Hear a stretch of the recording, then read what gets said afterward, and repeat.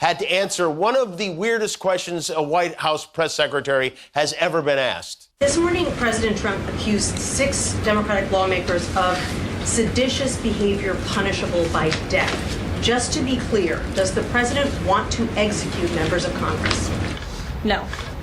Okay, That what looked like a routine late-night monologue quickly turned into something far more uncomfortable for the White House that night, because Jimmy Kimmel did not simply make a joke and move on.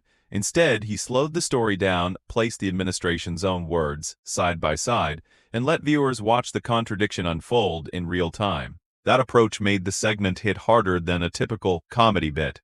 It was not only laughter, it was recognition. And once that recognition settled in, Donald Trump seemed to realize the problem immediately. This was no longer about one joke, one briefing, or one awkward answer. It was about a pattern. And patterns become dangerous when millions of people suddenly see them at once. Then sweet little Caroline had to defend her boss calling a reporter piggy on his plane. What did the president mean when he called a reporter piggy? Look, the president is very frank and honest with everyone in this room. You've all seen it yourself.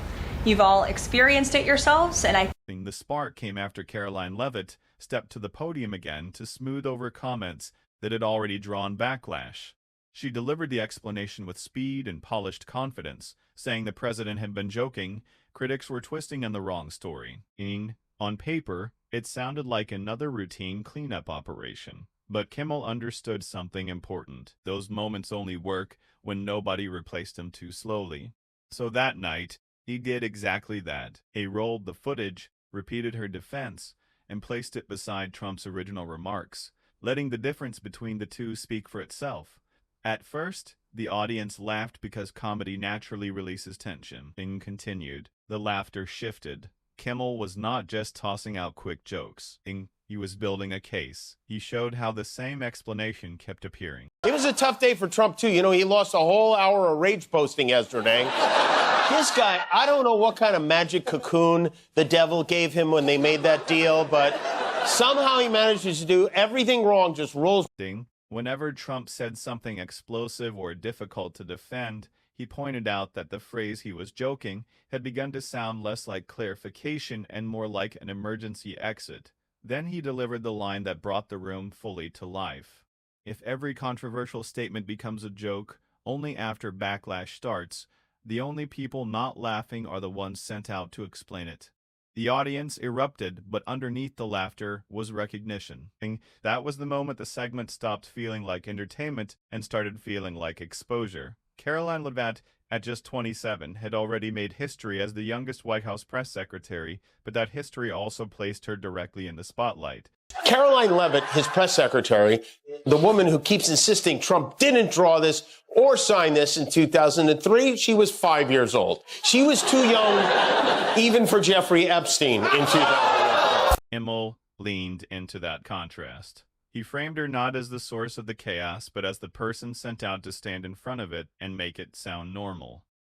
That framing landed because it made the situation feel less like strategy and more like strain. Trump created the headlines, and she carried the explanations.